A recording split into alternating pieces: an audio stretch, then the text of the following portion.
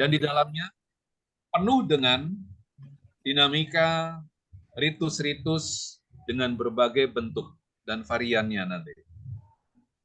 Oleh karena itu hari ini kita coba masuk untuk Bapak Ibu nanti mempelajari sistem sosial di wilayah masing-masing. Siapa sebetulnya pelaku-pelaku sosial yang memberikan pengaruh? Kemudian bagaimana ritus sosial di wilayah Bapak Ibu masing-masing? Ambil nilai-nilai Islamnya, ambil nilai-nilai pendidikan Islamnya, dan kita akan bisa memformulakannya untuk menjadikan lebih manfaat untuk pendidikan anak-anak kita. Oke, nah saya masuk untuk memahami Cirebon. Dalam konteks ini, kita akan lihat Cirebon itu sebagai sebuah wilayah yang boleh disebut sebagai wilayah yang melting pot. Ya. Pertemuan berbagai unsur kebudayaan yang kemudian Cirebon ini menjadi satu titik yang memiliki berbagai pusat kegiatan, termasuk di dalamnya pusat kegiatan ekonomi melalui Cirebon sebagai bandar jalur sutra, jalur perdagangan dunia dengan bandar Muara Jatinya. Seperti di pertemuan pertama saya sampaikan. Ya. Nah, pada posisi ini kemudian di Cirebon itu tumbuh sebagai sebuah simpul ya. Simpul dinamika manusia di situ yang kemudian berelasi dari Kuningan, dari Majalengka, dari Indramayu, dan dari daerah-daerah lain. Bahkan ketika VOC masuk, VOC masuk ke Cirebon, ke Indonesia, juga masuk ke Cirebon, VOC masuk ke jantung pertahanan budaya Cirebon, yaitu VOC menguasai keraton Cirebon. Dan keraton Bapak Ibu, pada era Belanda itu setelah dikuasai, kemudian tanah-tanah keraton itu dikuasai oleh Belanda, disitulah kemudian nanti muncul reaksi dari beberapa elemen. Ada yang bertahan di keraton, menikmati dibayar 6.000 gulden 1 tahun sebagai pengganti tanah keraton digunakan oleh Belanda untuk tanam paksa, menanam tebu, dan sebagainya. Kemudian kita masih bisa melihat sekarang jalur kereta api yang dibangun pada abad 20 awalnya, tahun 1905 misalnya, dari Cirebon, Jakarta dibangun. Ini sehubungan dengan produk-produk pertanian yang dikuasai oleh Belanda. Dan dari dalam keraton ada sekelompok ulama yang kemudian uzlah, keluar dari keraton. Dan akan membentuk sebuah titik penting peradaban di Cirebon, yaitu munculnya pesantren-pesantren besar di Cirebon. Nah, konstelasi seperti ini Bapak Ibu, ini nanti akan memberikan warna sistem sosial kebudayaan di Cirebon. Nah, nanti dipahami pertama, kita pahami bahwa memang yang pertama memberikan pengaruh, sangat berpengaruh secara sosial, pada mulanya adalah keraton-keraton. Dengan sultannya, ini pasti akan memiliki relasi dengan rakyatnya, kemudian ada sejumlah aturan-aturan atau adat istiadat atau perangkat-perangkat yang memang membentuk peran atas sosial, seperti Keraton Kasepuhan misalnya, bagi yang sudah pernah ke sana, di sebelah kiri, atas itu Keraton Kasepuhan, bangunan Siti Hinggilnya. Siti adalah tanah, Hinggil itu tinggi, jadi tanah yang ditinggikan sebagai tempat sultan ketika menemui rakyatnya. Nah, rakyatnya kemudian di alun-alun itu bersimpuh duduk, dan sultan ada di posisi Siti Hinggil. Kemudian di sebelah baratnya ada masjid. Inilah sebuah model sistem bagaimana pengaturan ruang di dalam kerajaan-kerajaan Islam. Jadi antara kesultanan, alun-alun, dan masjid. Seperti kita lihat juga di Keraton Jogja, itu selalu menjadi pola yang kemudian diikuti di beberapa kerajaan Islam lainnya.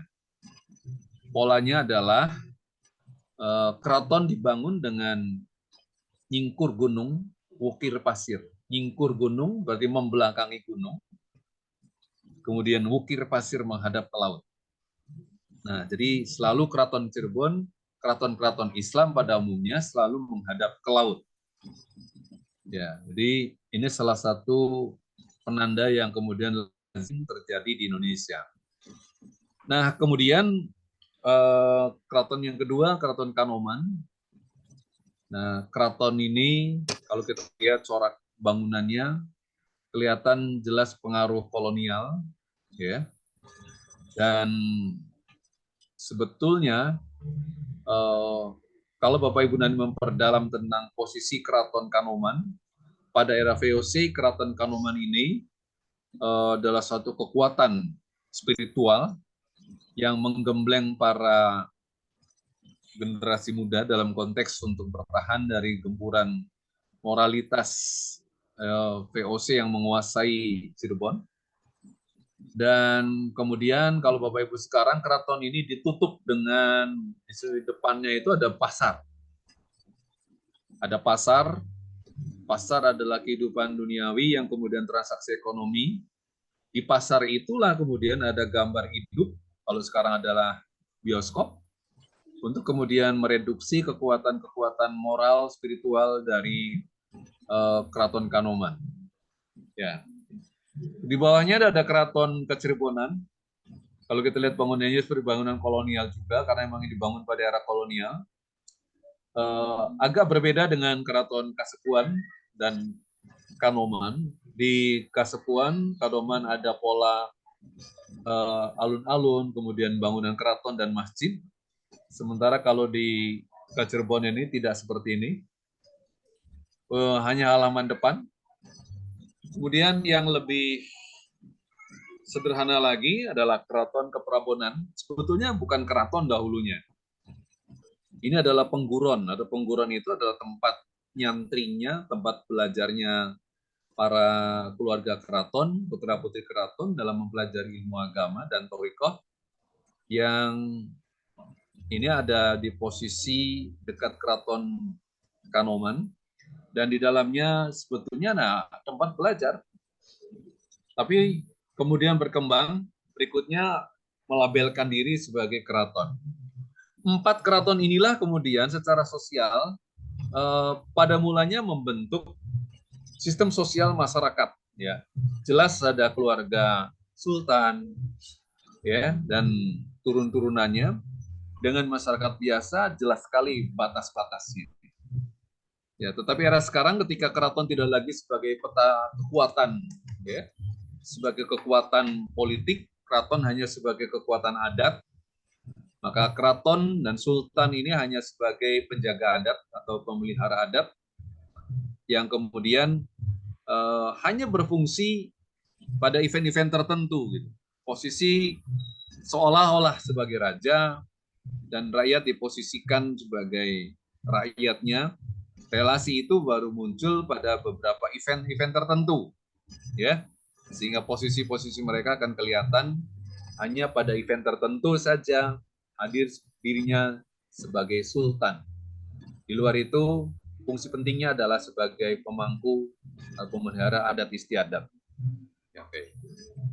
Nah, jelas sekali nanti di situ ada wong keraton dari sultan, pangeran, elang, dan para keturunannya. Kemudian ada relasi sosial di masyarakat Cirebon ada karena masyarakatnya dari pegunungan dan dari pesisiran, maka ada wong gunung, ada wong pesisir. Ini telah menjadi sebuah dikotomi, ya, adalah sebuah term sendiri. Banyaknya kiai-kiai yang mendirikan pondok, maka adalah sebuah status sosial tertentu, ya. Wong pondokan seperti kiai, nyainya, ustadznya, santrinya adalah ini satu komunitas tertentu.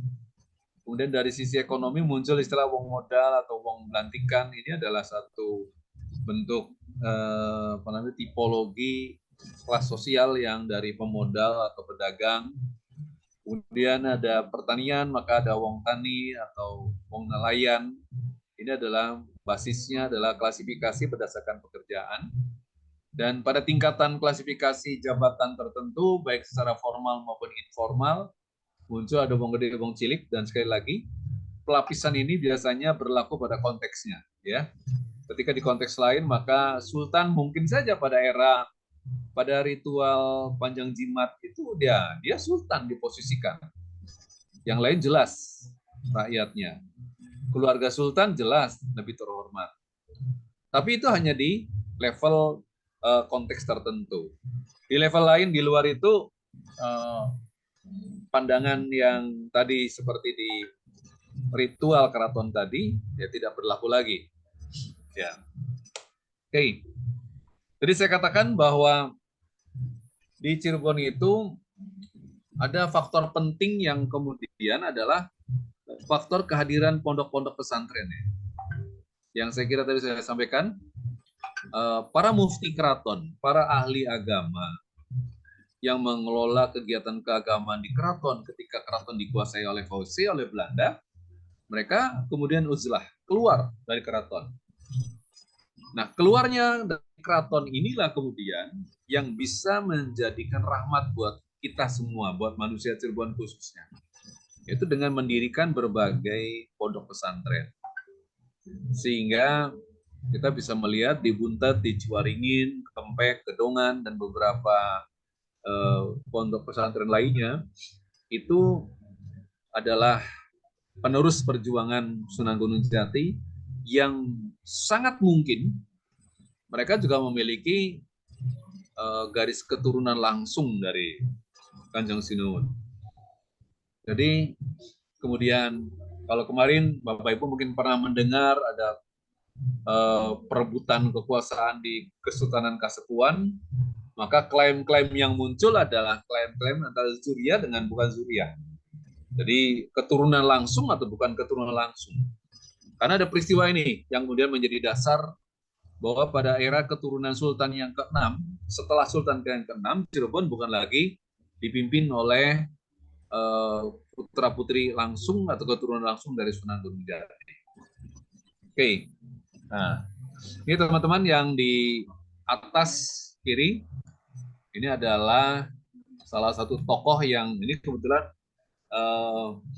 beliau, Kiai Haji Abbas dari Buntet ini adalah tokoh yang kebetulan tahun ini pemerintah Kabupaten Cirebon dan masyarakat sedang memperjuangkan untuk penghargaan terhadap Kiai Haji Abbas ini sebagai pahlawan nasional karena keterlibatannya di dalam perang di Surabaya yang dimotori dengan adanya resolusi Juhan yang akan kita peringati besok, ya, itu salah satunya tokoh yang sangat ditunggu oleh Kiai Haji Hasyim Asy'ari ketika harus melawan Belanda, tentara sekutu, tidak hanya Belanda, ini menunggu tokoh ini. Yang juga menyertakan tokoh-tokoh muda lainnya. Nah, ini adalah yang sebelah kanan bawah, adalah Kiai Amin Sepuh. Ini pendiri pondok pesantren di Ciwaringin, yang ini juga layak untuk dinobatkan, diberi penghargaan sebagai pahlawan nasional. Nah, tokoh-tokoh yang kemudian mendirikan pondok pesantren inilah yang kemudian juga mewarnai sistem sosial di Cirebon. Ya, dari Cirebon selain ada keraton, kemudian ada magnet kekuatan lainnya adalah pondok-pondok pesantren. Oke, ini sebuah tatanan sosial yang saya kira ini menjadi penting untuk dipahami. Oke, kemudian di tataran sosial pergaulan masyarakat, ya pada posisi yang Cirebon ada sultan, ada kiai yang mendirikan pondok, yang menyampaikan ilmu-ilmu agama dan ilmu sosial lainnya,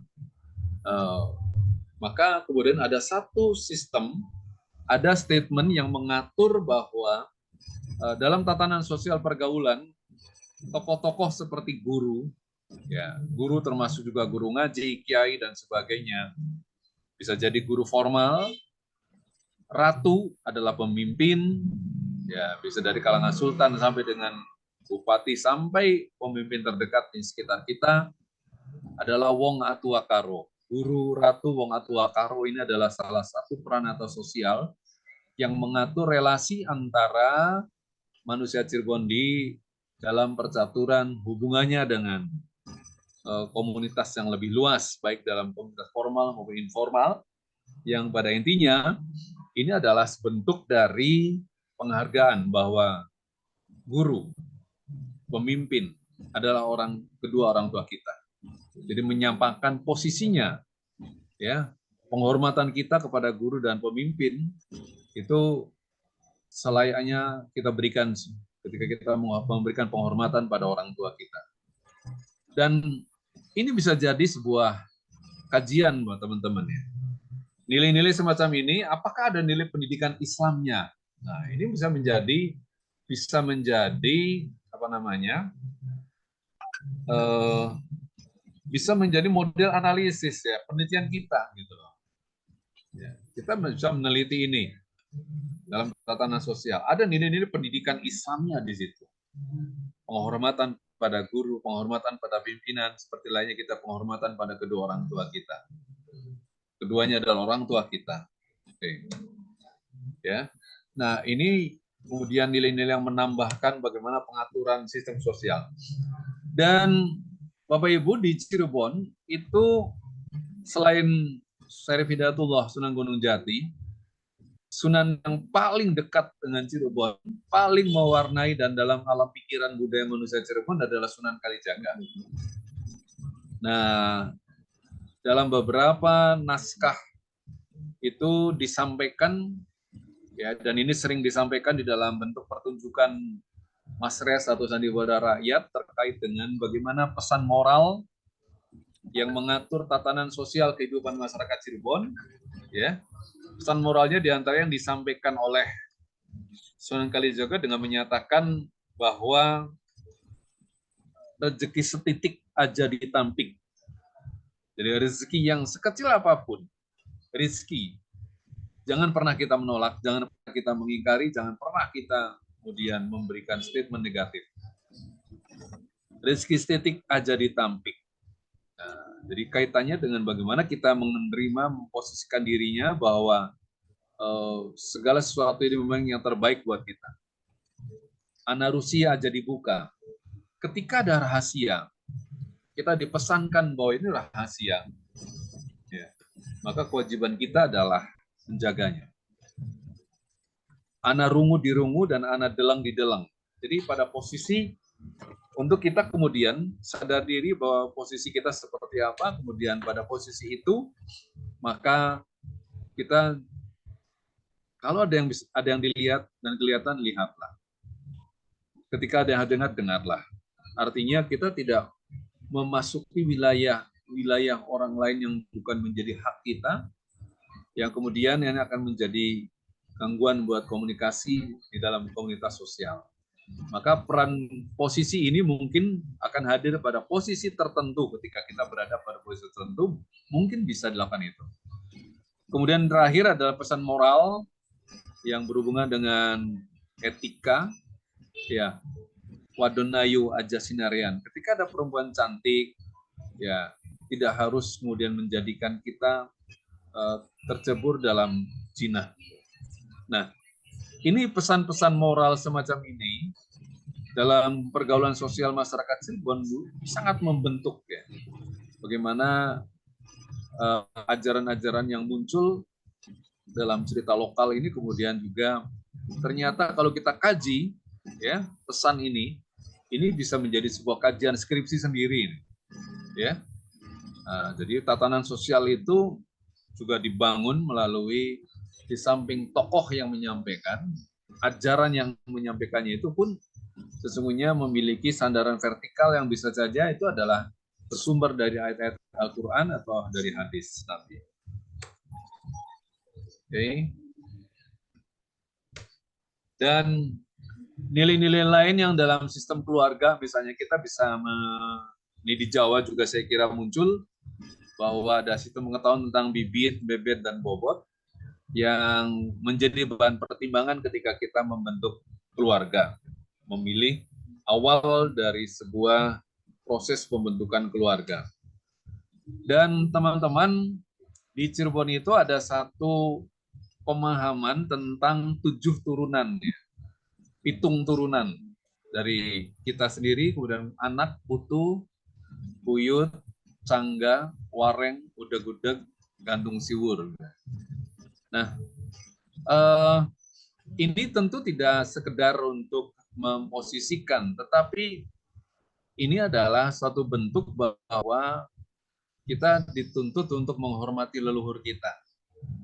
Semua sampai level yang tinggi, ya, itu terdeteksi siapa sesungguhnya leluhur kita. Kesadaran akan penghormatan terhadap leluhur, ya, ini akan menjadi bagian yang penting untuk dimiliki, gitu. Penghormatan pada leluhur, sehingga kita mencoba menuliskan siapa di atas kita, ya. Jadi ini suatu hal yang saya kira bagus. Dan kemudian nanti beriringan pula dengan ada istilah-istilah seperti sedulur iringan, sedulur tunggal putu, gitu kan, sedulur tunggal buyut. Bahkan ada nanti ada istilah sedulur temon, ya, yang kemudian ini menjadi bagian dari pembentukan perilaku sosial, ya, dalam berinteraksi dengan manusia lain. Itu diikat dengan posisi-posisi relasi kita di dalam relasi 7 turunan ini pada posisi di mana, ya. Oleh karena itu sebetulnya kemarin saya memberi tugas terkait dengan silsilah, maksudnya untuk memahami bahwa ini lahir karena memang kita memiliki satu peranata yang mengatur tentang pemahaman kita, penghormatan kita pada leluhur. Ya. Di dalam konteks lain yang lebih lebih jelas lagi, misalnya dalam dunia relasi keilmuan, ya, kita mungkin di beberapa pondok ini sangat jelas, ya, antara sanad ilmu dan sanad guru, gitu kan, sehingga nanti ini juga dalam komunitas pondok saya kira menjadi bagian penting, ya.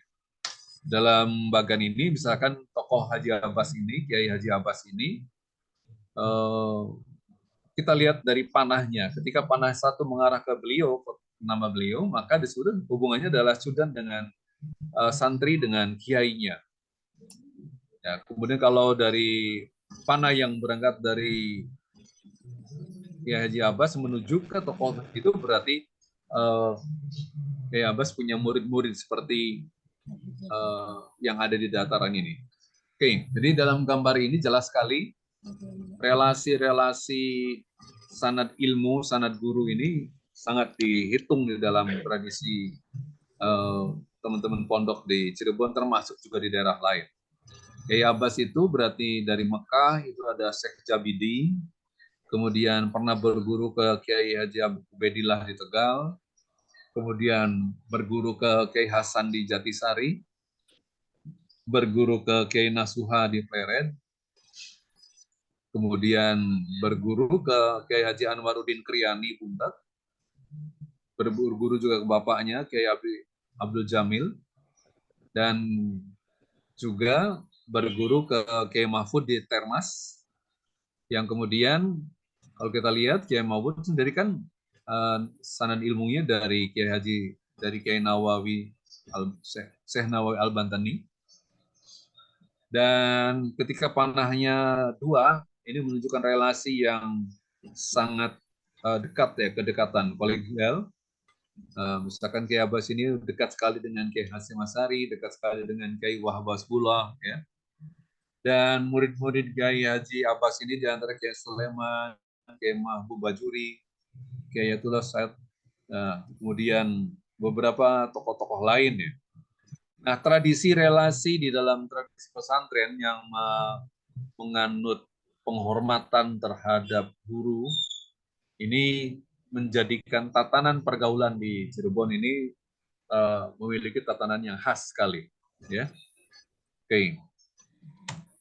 Dan teman-teman, itu tatanannya seperti itu. Kemudian dalam beberapa perilaku sosial itu muncul beberapa ritual-ritual. Ya, ritual-ritual. Yang paling kelihatan adalah ritual seputar kehidupan manusia. Jadi ini juga menjadi bagian kajian Cirebon Studies.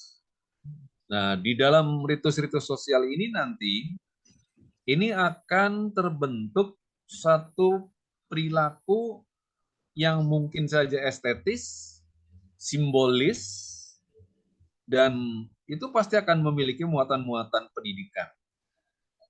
Tugas kita adalah memaknai perilaku-perilaku itu dalam konteks pendidikan Islam. Karena kenapa begitu? Karena kita yakin bahwa ritual ini dari dulu dihidupi terus oleh para tokoh, dan tokohnya adalah tokoh yang sudah beragama Islam, bahkan penyebar Islam, maka ritual-ritual ini pasti dibungkus dengan nilai-nilai Islam. Ya. Nah, dalam konteks ini, konsepsinya adalah ritual-ritual itu ada di dunia tengah. Jadi, bahwa manusia ini memiliki hubungan vertikal dengan menuju ke keesaan Allah, menuju ke ridho Allah, ini selalu ada ritus sosial. Jadi keesaan Allah, keesaan Tuhan itu adalah alam niskala, gitu. Alam yang tidak tampak dan tidak terindra, tapi diyakini ada. Nah, jadi posisi yang ilahiyah itu dalam posisi alam niskala. Kemudian pada posisi pijakan kita di posisi sekarang, itu adalah alam sakala, alam wadag di dunia ini. Alam wadag, physically ya, kelihatan fisiknya. Nah, untuk mencapai yang ilahiyah itu dalam teorinya Muhaimin, jelas sekali bahwa manusia Cirebon membutuhkan sejumlah ritus, membutuhkan selamatan-selamatan yang kemudian di dalamnya diisi dengan nilai-nilai Islami, yang diisi dengan ritus-ritus atau perilaku ritual Islami, ada doa-doa, ada banyak lagi perwujudan ritusnya yang intinya adalah untuk mencapai yang ilahiyah, mencapai keesaan dengan keesaan Allah. Nah, jadi skemanya seperti itu. Posisi kita alam wadag di sini, alam yang physically, kemudian ada alam ilahiyah, dunia atas, dan untuk mencapai yang ilahiyah itu kita butuh ritus sosial. Kita butuh beberapa selamatan-selamatan yang saya kira ini kemudian bisa bergeser tergantung masyarakat yang menggunakannya dalam memaknainya. Ya, tapi intinya adalah dunia tengah atau ritus sosial ini biasanya diwujudkan melampaui keadaan biasa.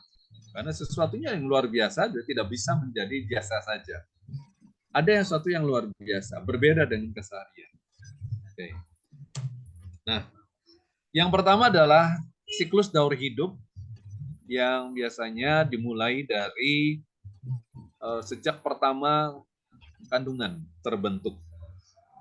Kemudian lebih kentara lagi pada posisi 4 bulan, ada mengupati, ada 7 bulan, ada ngelolosi, ada puputan, bebersih, dan sebagainya. Nah, saya kira ini yang kemudian ya mungkin juga ditemukan di beberapa daerah lain. Ya, sekarang kalau kita lihat ritual ngupati misalnya. Ritual ngupati itu adalah ritual yang dilakukan ketika kehamilan. Itu menginjak usia 4 bulan. Nah, kenapa harus diperingati? Kenapa harus dilakukan ritual selamatan? Nah, ini tentu saja akan berhubungan dengan nilai-nilai yang diyakini oleh masyarakat saat itu. Dan salah satu keyakinannya misalnya bahwa pada titik 4 bulan itulah mulai ruh itu ditiupkan. Nah, momentum ruh itu ditiupkan. Itu sesuatu banget gitu. Sesuatu yang memang harus diperingati. Sesuatu yang harus dimaknai. Nah, di usia 4 bulan itulah kemudian ada ikrar ya antara makhluk ya dan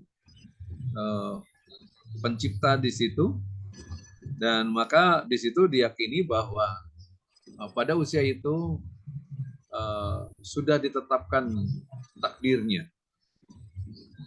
Nah, intinya kemudian momentum bahwa ruh ditiupkan di dalam janin itu Itu sesuatu yang luar biasa. Maka kemudian mencapai yang 4 bulan itu sebuah kebahagiaan tersendiri.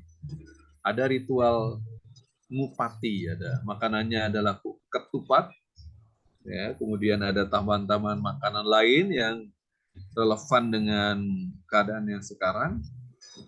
Dan ini bisa jadi di setiap daerah mengalami beberapa kemudahan, ya. Di samping ada persamaan-persamaan yang mungkin bisa saja akan menjadi model dari ritual ketupat atau ngupati. Nah, tugas kita nanti adalah itu kita memberikan pencerahan gitu loh kepada masyarakat, ya, bahwa refleksinya yang representasi yang muncul adalah sedekahnya. Maka memaknai sedekah tentu juga menjadi bagian dari proses dakwah kita. Nah, disinilah kemudian nanti kita akan memberikan warna di dalam beberapa ritual ini. Nah, di daerah Anda, masing-masing daerah pasti akan memiliki berbagai ritual semacam itu. Maka tugasnya adalah melakukan, ya, pencerahan terhadap tafsir-tafsir yang mungkin saja meleset, ya, tafsir-tafsir yang mungkin saja tidak tepat. Maka tugas Anda yang meluruskan, sehingga tidak menjadikan sekedar ritual, tapi ritual yang telah melekat membekas ini menjadi bagian yang oleh Anda akan digunakan sebagai pencerahan. Nah, tugas dari mata kuliah ini adalah Anda memiliki interpretasi yang benar terhadap sebuah refleksi kebudayaan atau presentasi kebudayaan, khususnya Cirebon, sebagai sebuah model kajiannya hari ini, untuk kemudian Anda harus menemukan bagaimana pola-pola lebih lanjutnya dari setiap ritual ini ketika mengalami perubahan perkembangan, di mana perubahan perkembangannya, apakah menggeser maknanya atau tidak, ini adalah tugas Anda nanti. Oke, ada 7 bulan, pada selamatan 7 bulan, nah ini pada usia kandungan menginjak bulan ke-7, maka juga ada satu ritual. Angka 7 ini biasanya dihubungkan dengan 7 tahap penciptaan alam semesta. Ya. Jadi alam semesta ini diciptakan dalam 7 tahap. Maka kata 7, bilangan 7, ini dianggap seringkali sebagai bagian penting di dalam kultur Cirebon. Ya, penting banget. 7. Nah, jadi karena bersumber dari martabat 7, ya, yang kemudian ini menjadi bagian penting di dalam tahapan siklus kehidupan manusia. Usia 7 bulan. Usia sempurna manusia. Oke. Dan ada ketika menginjak usia 8 bulan, itu ada selamatan melolosi, adalah bubur, ya, bubur ketan yang dibuat sedemikian rupa, warnanya merah dan putih sebagai simbol dari sperma laki-laki dan sel telur perempuan. Ya, kemudian disimpan di dalam daun pisang yang dilapisi minyak, dan pasti otomatis itu, isi dari bubur itu akan mudah lepas, kan, mudah lolos, mudah lepas. Ini salah satu bentuk ritual, ya, yang juga masih sekarang dipakai. Mungkin di daerah Anda juga ada, tapi mungkin representasinya berbeda-beda. Maknanya hampir sama. Nah, kemudian pada usia usia bayi 7 hari dan sebagainya, biasanya atau sebelum 7 hari itu ada puput, ya, puputan. Jadi sudah kering, ya, tali pusatnya. Dan ini sebagai momen yang harus dipahami, gitu, untuk dicermati. Momen ini menjadi penting, ya,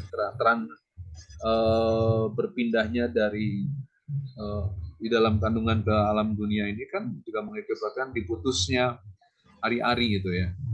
Oke. Nah, ada ekahan, ada kemudian bebersih, dan kita bisa melihat nanti di Cirebon banyak sekali ritual-ritual yang semacam itu, tetapi seluruhnya kemudian sering menggunakan apa namanya, pembacaan deba atau berjanji sebagai bagian dari ritual tersebut. Nah, ketika sudah mulai agak anak-anak, mulai besar, itu harus sebelum menginjakkan kakinya ke bumi, itu ada ritual Tedak Siti ya, atau di Cirebon dinamakan munjung atau mundun lemah. Nah, mundun lemah ini menjadi bagian yang saya kira menjadi satu siklus kehidupan manusia. Ketika mulai agak gede, anak-anak tersebut ada sunatan, kemudian bagi yang perempuan haid pertama itu bisa ada ritual rasulan dan sebagainya. Nah, pada level tertentu kedewasaannya terpenuhi, kemudian mereka menikah, pengantinannya juga ada banyak ritual-ritual di pengantinan. Ini pakaian yang sebelah kiri adalah pakaian tradisional pengantin bungko dari pesisir ya, laut. Ini kita bisa melihat ada banyak pengaruh dari beberapa belahan dunia lain ya. Oke, yang sebelah kanan ada dua pasang. Itu pengantin pangeran, ya pangeran, dan pakaian yang menggunakan pakaian kebesaran, ya dari pakaian keraton. Nah, ini juga banyak sekali ritual-ritualnya. Kemudian ritual sekitar kematian ya, dari hari pertama, kedua, ketiga, kemudian ketujuh, ya, sampai 40 hari, 100 hari, genap 1 tahun, genap 2 tahun, dan seterusnya, genap 3 tahun. Ini juga menjadi bagian dari ritus sosial yang berhubungan dengan sistem apa namanya, selamatan dan sistem kehidupan khususnya di sini yang dilakukan oleh manusia Cirebon dari kelahiran sampai kematian, pepaten kematian. Ada ritus-ritus sosial yang juga berdasarkan pencaharian masyarakat.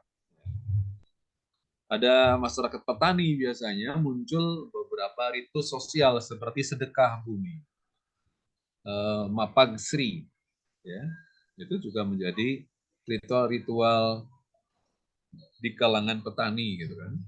Mungkin di beberapa daerah itu juga terjadi gitu. Ya. Nah, di Cirebon di sini kebetulan sungainya itu selesai, maka kemudian ini yang akan kelihatan tradisi petani itu melahirkan tradisi-tradisi yang berhubungan dengan ritual-ritual petani. Kemudian ada lagi nanti, nah ini, sedekah bumi juga diwarnai seringkali dengan mengganti atap dari bangunan-bangunan penting di situs-situs tertentu. Nah, kenapa? Akan menyongsong datangnya musim hujan. Berarti kita harus berbenah. Maka di sini dalam ritual sedekah bumi diantaranya kemudian ada ritual ganti welit. Yang ini filosofinya adalah dari kata memayu. Memayu itu menata, berbenah. Ya, memayu hayuning diri, membenahi kesempurnaan atau kebaikan diri ya. Ya, kemudian memayu hayuning bawana, ya, memperbaiki atau menata kembali kemuliaan dunia. Nah, ini ditandai dengan simbol-simbol bahwa ritual ini menjadi bagian yang terus dihidupkan oleh masyarakatnya. Nah, ini teman-teman beberapa ritual ya yang berhubungan dengan lebih dekat ke pertanian ya. Tapi ada masyarakat Cirebon kan dengan daerah pesisir pantainya itu yang luas, ada 7 titik pelabuhan di Cirebon, sungai-sungai yang kemudian disinggahi oleh perahu-perahu nelayan. Titik-titik 7 sungai ini kemudian ya di beberapa waktu tertentu itu ada upacara nadran atau sedekah laut. Nah, di sini ada banyak hal yang kemudian ditandai dengan kekhawatiran kita terhadap aktivitas-aktivitas syirik atau mubadir misalnya. Ada kalangan yang seperti itu melihatnya di mana yaitu ketika biasanya di dalam ada larung saji ya, dilarungkan, dilepas ya. Sesajen di situ beberapa penanda dari minuman sampai makanan bahkan sampai kepala kerbaunya yang dilempar ke laut. Bagi pembacaan yang mungkin sangat pragmatis, memandang melempar kepala kerbau di laut, ini adalah perbuatan sia-sia. Ya. Tapi ketika saya mewawancarai misalkan beberapa nelayan, ya, nelayan itu menyampaikan kepada saya bahwa melempar kepala kerbau ke laut, kemudian apa yang terjadi, itu adalah bentuk penghargaan kita terhadap laut, terhadap penguasa laut, terhadap Allah misalnya. Di sini nelayan memandangnya, ikan-ikan ini nggak pernah mereka menanam, nggak pernah memberi makan. Tapi mereka mengambilnya dan tidak pernah berhenti, tidak pernah habis. Maka bolehlah satu hari kita berbagi. Kenapa? Ikan-ikan itu mengurubuti kepala kerbau yang dilempar ya ke dalam lautan lepas. Ini adalah bentuk sebuah relasi yang sama-sama menghargai gitu. Kita tidak hanya mengambil dari laut beberapa kekayaan termasuk apapun ya. Nah, sekali ke waktu kita bisa memberi. Nah, inilah tugas kita nanti sebetulnya ketika ada hal yang mendekati miring atau kurang pas, maka tugas kita adalah bagaimana meluruskan itu, dan peran semacam ini sangat ditunggu di masyarakat. Ya, kita harus bijaksana memahami, bijaksana untuk memberikan sikap terhadap ritual-ritual yang ada di masyarakat kita, dan kita harus menggiringnya kepada pemahaman yang benar untuk kemudian dijadikan nilai-nilai spiritualnya, yang nilai-nilai agamanya yang harus kita manfaatkan, harus kita ambil. Ya, saya kira itu teman-teman ya, di beberapa slide tadi saya secara maraton menyampaikan kesimpulannya bahwa dalam tatanan sosial masyarakat Cirebon itu pertama kita dipengaruhi oleh adanya peran keraton. Keraton memiliki peran besar.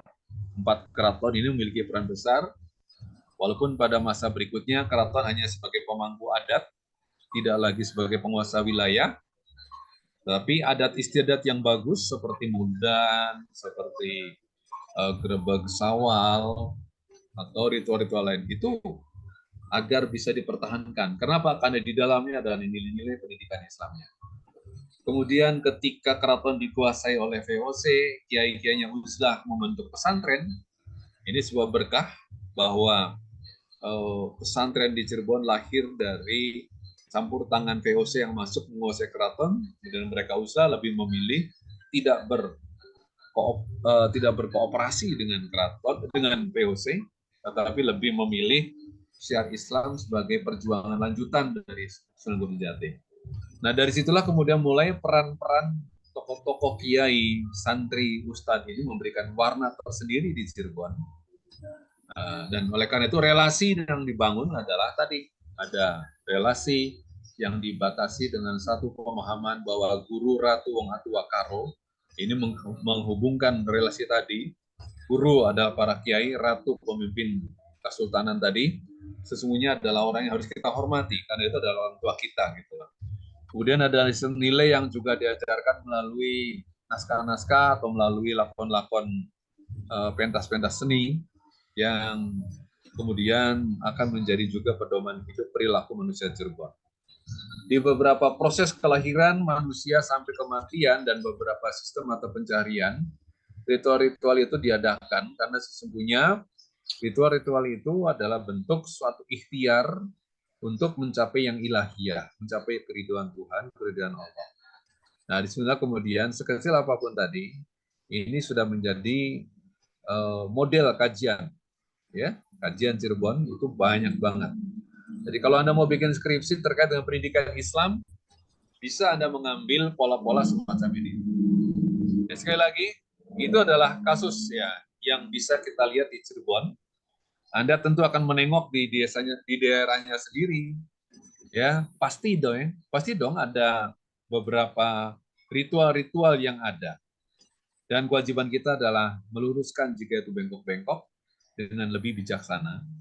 Dan yang perlu diambil lagi adalah nilai-nilainya, ya bahwa teknologi begitu cepat, ya merangsek, tetapi sepanjang nilai-nilai itu cukup kokoh, kuat, nilai-nilai itu mungkin bisa lebih tidak begitu saja hilang, tetapi nilai-nilai itu kemudian harus diluruskan oleh kita. Saya kira itu teman-teman, barangkali ini sekedar model saja untuk Cirebon.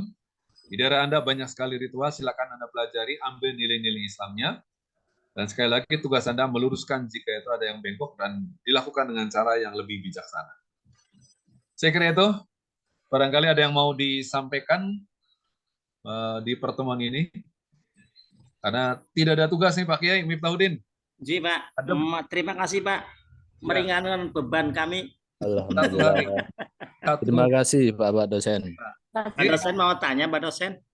Siap, Pak Kiai diskusi mohon. Kaitannya tadi dengan adanya beberapa tahta di kalangan kesepuan atau kecirbonan, itu ada tadi yang namanya elang. Itu ngapunten, kalau elang itu status dalam istilahnya beliau itu turunan keberapa dari Syekh Gunung Jati gitu Pak. Ngapunten Pak. Elang ya. gitu.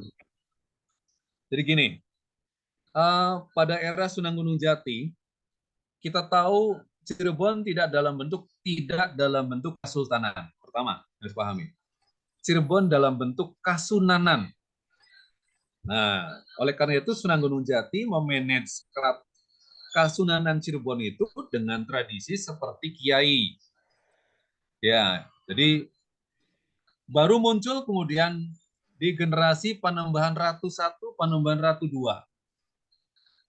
Yang kemarin kita lihat posisinya ketika Mataram zaman Amangkurat 1.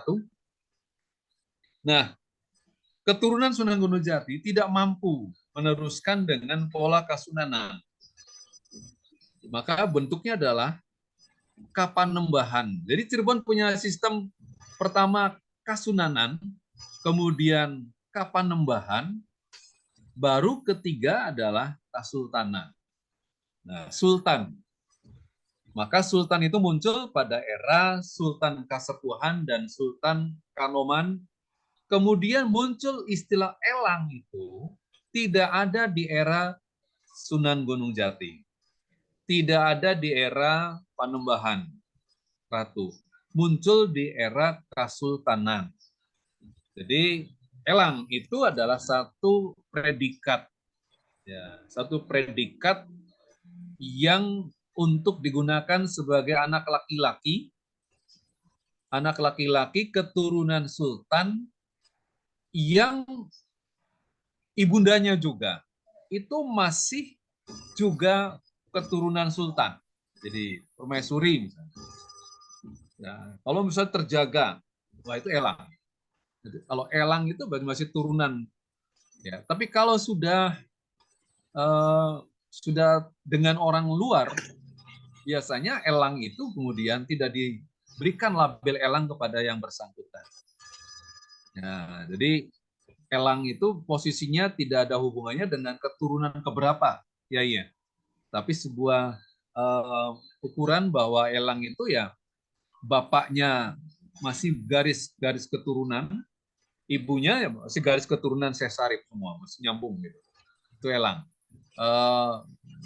Kemudian ada ratu, kemudian ada Raden. Nah, Raden itu elang pasti Raden. Raden ada gelar kehormatan ya bagi keluarga bangsawan itu kan. Tapi Raden belum tentu elang. Jadi, Raden belum tentu elang. Bisa saja ketika dia sudah menikah dengan orang biasa, maka keturunannya bisa ratu, bisa Raden gitu kan. Tapi kalau elang itu garisnya jelas gitu. Jadi untuk melihat mungkin kalau dalam tradisi habaib itu kan jelas itu kan. Nah, Sarifah itu kan jelas gitu. Sarif. Nah, jadi kalau Raden belum tentu elang. Tapi kalau elang pasti itu adalah Radennya. Saya kira itu Pak Kiai ya. Tidak bisa diukur keturunan berapa.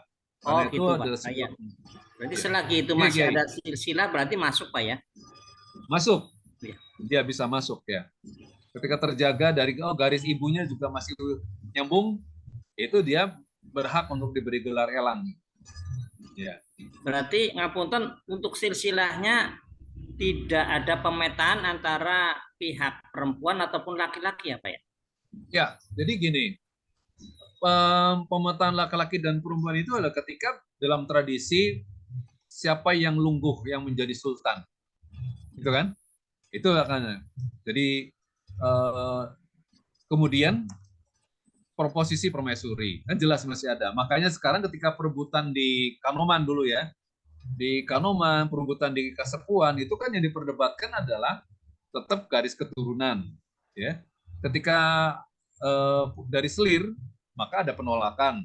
Kemarin kan sekarang di Kanoman itu yang jumeneng adalah Emiruddin, Sultan Emiruddin, karena dia itu lahir dari permaisuri kan. Sementara kemudian ada sultan lain dari Selir misalnya. Nah, itu kemudian tetap ditolak oleh wargi di Kanoman. Jadi prosesnya posisi elang itu posisi yang tidak berhubungan dengan posisi dia pemegang tahta. Ya, elang itu adalah jelas untuk meluruskan bahwa posisinya dia garis ibu dan garis ayahnya adalah masih nyambung gitu kan. Belum bercampur dengan orang biasa, orang dari luar. Kemudian posisi yang memiliki, yang berhak menguasai duduk di tahta tetap garisnya garis laki-laki, Pak. Ya, garis laki-laki tetap itu. Nah, kisruh di Keraton Cirebon, di Keraton Kasepuan, mungkin beberapa bulan yang lalu, teman-teman yang mengikuti pemberitaan, sampai sekarang posisi masih kisruh kan? Karena Sultan yang sekarang itu diindikasikan bukan dari garis keturunan Syarif Hidayatullah. Karena setelah Sultan yang ke-6, nah di sini tadi saya katakan masuk Belanda, pada posisi saat itu diyakini bahwa ketika masuk Belanda, semua uzlah keluar, maka yang dihadirkan di situ yang meneruskan sebagai Sultan di situ bukan lagi keturunan Sunan Gunung Jati.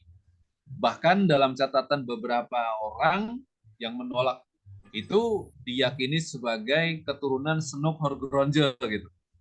Nah, ini kan satu hal yang saya kira ini juga menjadi perdebatan. Artinya ada keinginan untuk kemudian meluruskan.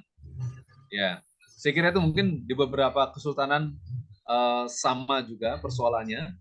Ya, persoalan-persoalan perebutan kekuasaan yang lebih berhak dan yang kalah dalam penguasaan haknya itu adalah selalu diukur dengan sistem yang berlaku garis keturunan laki-laki dan dari permaisuri biasanya. Saya kira itu Pak Miftahudin ya, hampir semua sama. Ini Pak, makasih Pak. Izin bersama Pak dosen. Silakan. Ini Pak terkait Pelabuhan Muara Jati. Apakah pelabuhan ini masih aktif sampai sekarang atau hanya berupa situs kebudayaan aja? Itu aja Pak. Ya, bagus sekali Bu. Jadi Pelabuhan Cirebon yang sekarang itu namanya Tanjung Mas. Nah, itu bukan Pelabuhan Muara Jati. Pelabuhan Muara Jati yang dulu begitu besar, itu sekarang bukan lagi sebagai titik pelabuhan, sekarang sudah tidak lagi berfungsi sebagai pelabuhan, sebagai bandar, tapi hanya sebagai titik berlabuhnya beberapa perahu nelayan. Ya, kenapa dulu besar? Karena memang di situ ada Keratuan Singapura, yang pada masa itu di bawah Kerajaan Pajajaran dipimpin oleh Ki Jumajan Jati atau Ki Ageng Tapa sebagai sah bandar. Tetapi kita ingat Bu, pada saat Ki Jumajan Jati wafat,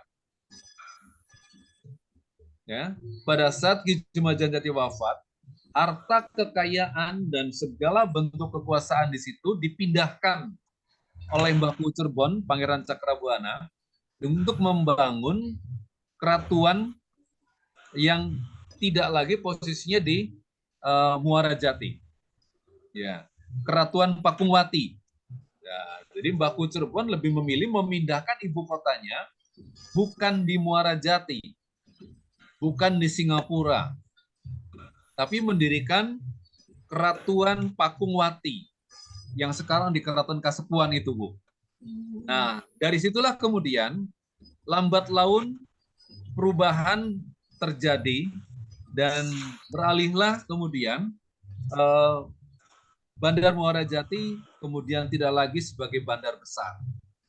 Karena kita lihat posisi Kerajaan Kasepuan, Keraton Kasepuan itu juga di belakang keratonnya ada Sungai Krian, yang kemudian di situ mulai arus perdagangan, arus komunikasi, ini juga dari situ.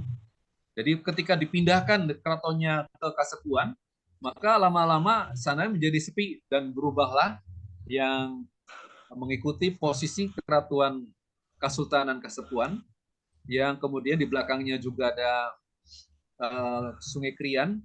Di situ juga sebuah pelabuhan. Yang sekarang kalau Bapak Ibu lihat, misalnya di wilayah Kasepuan, di belakangnya kan ada Sungai Krian yang mengarah ke Laut Utara Cirebon, ya.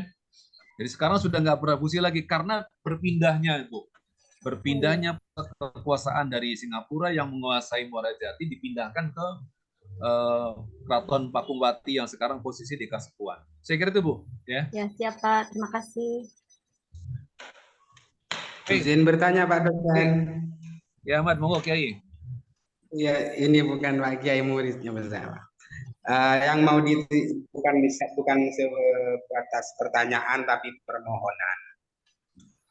Langkah baiknya biar kita semakin timbul rasa cinta dan kagum, alangkah baiknya ini Pak, setelah semester ini mungkin ada rekom dari Pak dosen biar kita berkunjung ke tempat-tempat yang Bapak jelaskan seperti tadi.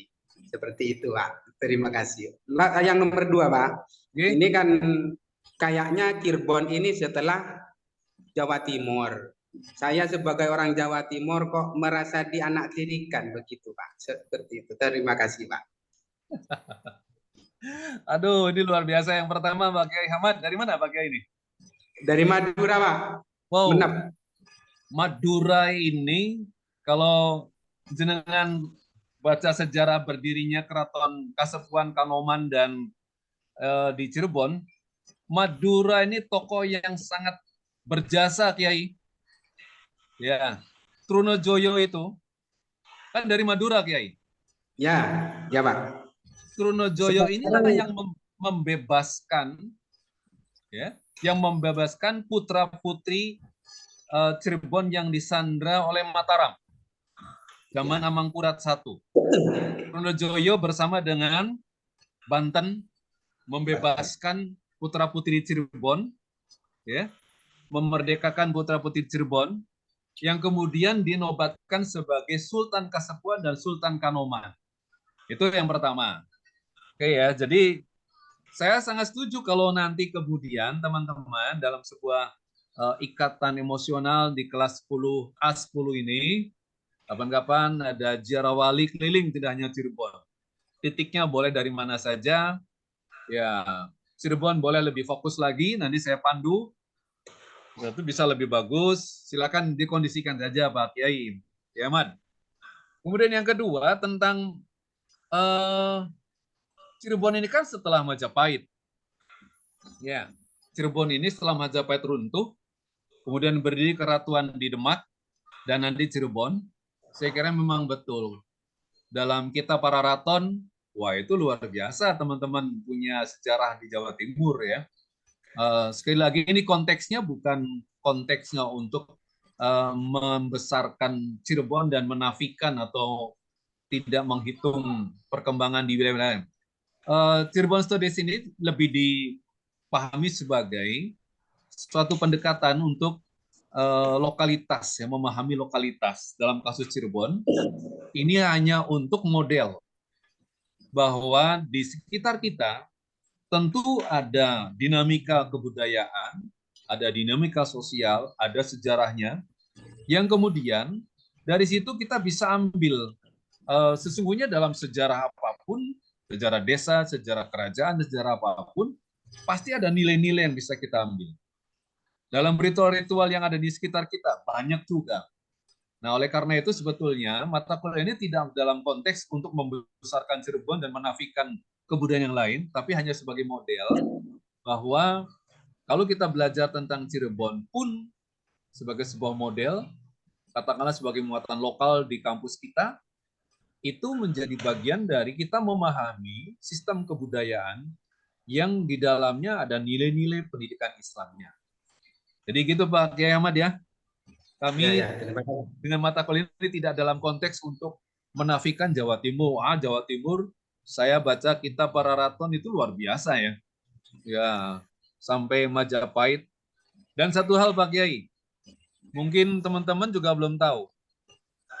Kalau teman-teman datang ke Makbaro Sunan Gunung Jati, di Astana Gunung Jati, Pak Kiai Miftahudin pernah belum ke sana? Alhamdulillah sudah, Pak. Nah, saya mau nanya, pernah melihat tidak di sana ada Mandai Pajajar dan Mandai Majapahit? Pasti ada. Iya. Karena biasanya orang langsung jarang masuk ke pintu Pasujudan, lawang Pasujudan untuk berdoa. Di depan lawang Pasujudan, Sunan Gunung Jati itu pernah memperoleh anugerah dari Majapahit. Nah, karena salah satu istri Sunan Gunung Jati adalah Nyai Tepasan. Nyai Tepasan itu dari Majapahit. Majapahit akhir. Nyai Tepasan itu kemudian orang tuanya memberikan Mandai Majapahit balai ya, tempat balai sebagai simbol tempat penghormatan penobatan sultan. Itu ada di Cirebon. Kemudian yang kedua ada Mandai Pajajar. Balai juga dari Pajajaran. Artinya apa? Sunan Gunung Jati ini tokoh yang boleh disebut sebagai pelanjutan kerajaan Pajajaran dan pelanjutan kerajaan Majapahit. Dengan bukti apa? Ada dua Mandai tadi. Balai penobatan sultan.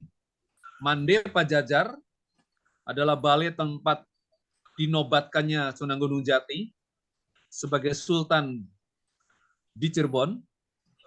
Itu kiriman dari Prabu Siliwangi. Mandai Pajajar sampai sekarang masih tersedia di sana di Gunung Jati. Yang kedua ada Mandai Pajajar. Mandai Majapahit. Balai Majapahit. Paling tidak adalah ini sebuah misi kebudayaan bahwa antara Majapahit dan Pajajaran ini ada dalam simbol Sunan Gunung Jati. Artinya apa? Jika Sunan Gunung Jati adalah dipandang sebagai tokoh Islam yang menyebarkan Islam, maka mendapat restu dari Pajajaran dan mendapat restu dari Majapahit. Jadi bisa dipahami semacam itu. Nah, ini mungkin jarang orang yang tahu bahwa Sunan Gunung Jati memiliki fungsi penerus kerajaan Pajajaran yang sekarang hilang tanpa peranai, tidak berwujud kerajaannya di mana, tapi salah satu bukti yang masih ada adalah mandainya. Balai penobatan sultannya masih ada di Cirebon. Nah, ini yang saya kira teman-teman juga mungkin kalau berkunjung ke Cirebon Coba nanti lacak di mana Mande Pajajar. Mande Majapahit. Majapahit sekarang di Trowulan Jawa Timur itu yang ada tinggal apa? Itu Gapura Trowulan. Gapuranya. Tapi Mande, Balai Penobatan Keratuan dari Majapahit adanya di Gunung Jati, di Cirebon. Sampai sekarang masih dipelihara. Jadi kalau Pak Kiai datang ke arah Sunan Gunung Jati, sebetulnya itu di depan. Tapi karena pedagang yang semrawut, ya, kadang-kadang pengunjung tidak sampai memasuki, mengelilingi semua objek di sana. Ya, saya kira itu ya, Pak Kiai Hamad.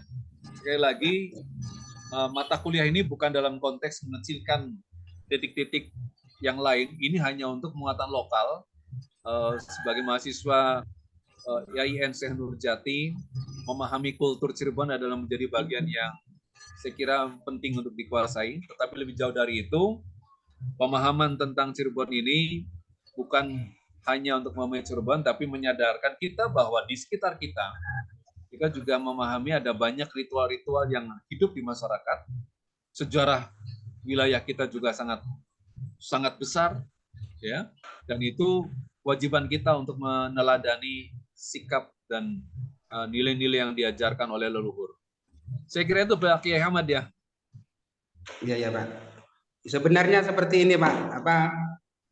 Kami mengharapkan dengan adanya materi ini sedikit banyak, karena kemarin mengupas tentang silsilah, dan silsilah ini sekarang jadi perdebatan antara Bani Alawi dengan Wali Songo. Ini kemarin ada yang dari Madura namanya Kiai Abdul Hanan, ini mengupas tentang sejarahnya ketersambungan wali-wali yang ada di Madura dengan Jogja dengan Cirebon. Ini mungkin jadi titik temu persaudaraan kita antara Madura dengan Cirebon, seperti itu Pak. Terima kasih. Wah, jelas sekali, luar biasa Kiai itu. Ini syukur ya, karena Bangkalan itu juga menjadi titik penting bagi para tokoh-tokoh ulama di Cirebon. Kita juga kalau ziarah wali pasti banyak yang berkunjung ke sana Kiai. Jadi saya kira ini ya sebetulnya nanti silakan nanti teman-teman ini sebagai bagian dari untuk menyambungkan bahwa tokoh-tokoh kita memang pendahulu kita, tokoh-tokoh besarnya memang sesungguhnya adalah kalau dalam beberapa kajian ini jaringan ulama Nusantara, maka akan ketemu semua di jaringan ulama Nusantara yang betapa dekatnya antara Cirebon dengan Madura, Cirebon dengan Mataram, Jogja, atau dengan Jawa pada umumnya. Ini saya kira juga Madura ini luar biasa, ya.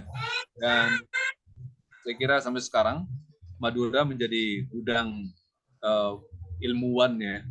Saya kira ini menjadi penting sebuah wilayah yang menarik untuk dikaji, ya.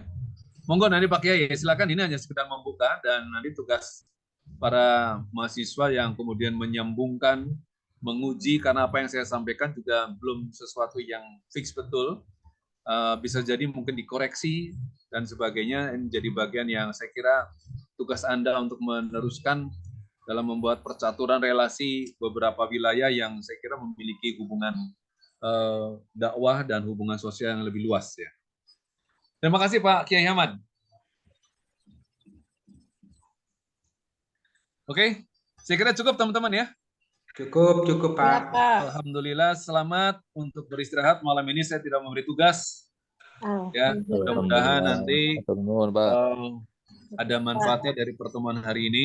Kita masih punya 2 asinkronus lagi dan mudah-mudahan apa yang saya sampaikan hanya sebagai pembuka wacana saja untuk lebih memahami Cirebon dengan lebih baik, dan ini suatu pola untuk kemudian kita menyadarkan diri kita bahwa di sekitar kita pun ada banyak hal yang harus kita kaji dan bisa diambil nilai-nilai pendidikan Islamnya. Terima kasih atas perhatiannya dan mohon maaf kalau ada kekurangan. Saya akhiri, wassalamualaikum warahmatullahi wabarakatuh. Waalaikumsalam warahmatullahi wabarakatuh. Waalaikumsalam warahmatullahi wabarakatuh. Oh, masih ada yang mana? Silakan, Pak Ahmad. Ini Pak. Oh Pak, kaitannya dengan sowan ke Gunung Jati. Seperti yang kita kebanyakan orang itu kan cuma berada di pintu luar ya dalam ziarah. Barangkali sewaktu-waktu dari kami ingin bisa masuk ke dalam, berarti Pak dosen bisa menjadi istilahnya untuk mengantarkan kami ke sana, Pak. Karena melihat dari hal cerita kayaknya Pak dosen juga termasuk salah satu elang ini, sama Pak Elang Otong ini. Ya, jadi gini, kalau boleh saya sampaikan tambahan informasi Pak Kiai dan teman-teman, kalau mau ke Cirebon, tokoh sentral memang Sunan Gunung Jati. Ada di Astana Nurgiri Ciptarengga namanya itu. Jadi nama makbarohnya itu Nurgiri Ciptarengga. Ya, di Sunan Gunung Jati itu dikubur di sana. Perlu diketahui Bapak Ibu, ziarah pada umumnya itu hanya di pintu 9, di pintu Pasujudan. Artinya pintu ini menuju ke kuburannya Sunan Gunung Jati itu ada 9 pintu lagi.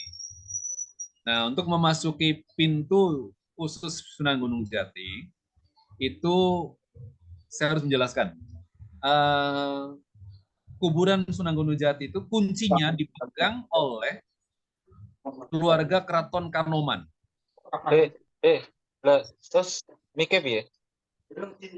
Dipegang oleh keluarga Sultan Kanoman. Kanoman sendiri, yang Mitaudin, itu pecah antara kubu Permaisuri dengan kubu Selir. Kebetulan yang memegang kuncinya itu adalah dari kubu Selir. Nah, di sini, mohon maaf, saya harus mengatakan dengan sebenarnya. Kemudian ternyata sekarang para peziarah ini boleh masuk. Ya, sampai ke depan pintu kuburan Sunan Gunung Jati. Tetapi membuka kuncinya itu dalam tanda kutip, dikomersilkan Pak Kiai. Ya, membuka pintunya dikomersilkan. Ya, sebetulnya ya untuk masuk dulu kalau normal masuk ke situ, biasanya kita datang ke keraton, minta sowan, ada memo, baru membawa memo, baru dibuka, gitu kan? Kalau sekarang itu pihak Selir dari Kanoman itu dalam tanda kutip, mohon maaf sekali, itu mengkomersilkan Kiai. Nah, oleh karena itu berbondong-bondong lah, kadang peziarah itu ya yang tahu ya dengan membayar uang tertentu tiketnya itu bisa masuk sampai di pintu, sampai di hadapan makbaroh beliau. Wah, kalau dulu sih mohon maaf Kiai, Gus Dur almarhum, Habib Lutfi yang luar biasa itu merasa tidak berani masuk ke situ. Karena bagaimanapun berasumsi bahwa itu adalah kiai. Masa sih kita sowan ke kiai sampai pada kamarnya kiai gitu. Itu logikanya begitu. Nah, makanya Gus Dur itu ketika datang ke situ, itu hanya di pintunya. Nggak masuk. Di pintu kuburannya, iya, depan pintu. Tapi nggak masuk di hadapan kuburan. Kenapa? Pada saat itu Gus Dur berasumsi, wong kiai kok. Masa saya harus masuk ke kamarnya kiai? Ya nggak sopan katanya. Nah, ini pandangan. Termasuk Habib Lutfi juga nggak berani masuk. Tapi sekarang dengan dibukanya kunci secara tiketing, itu Pak Kiai, ya sepertinya orang berebut.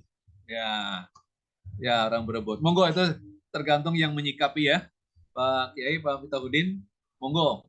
Ya, soal mau masuk ke situ, soal bahkan ada tokoh Syekh Datul Kafi, malah itu jarang sekali disebut-sebut, padahal itu kan juga ulama besar kan, gurunya Mbah Cirebon, gurunya Sunan Gunung Jati kan. Itu nanti di seberang jalan nanti itu juga tokoh besar. Jadi monggo nanti ketika teman-teman ada yang sempat ke Cirebon, kontak saya, kita sama-sama nanti bisa ketemu. Kalau perlu saya pandu di Cirebon mau muter kemana, siap Pak Kiai. Kalau saya ada, mudah-mudahan saya waktunya tersedia gitu kan. Alhamdulillah. Saya kira itu Pak Kiai. Oke, terima kasih Pak atas penjelasannya. Monggo kita tutup ya. Terima kasih. Oke, Pak. Assalamualaikum warahmatullahi wabarakatuh. Waalaikumsalam. Waalaikumsalam warahmatullahi wabarakatuh. Terima kasih Pak dosen. Mohon maaf. Terima kasih Pak dosen. Sama-sama. Bu. Assalamualaikum warahmatullahi wabarakatuh.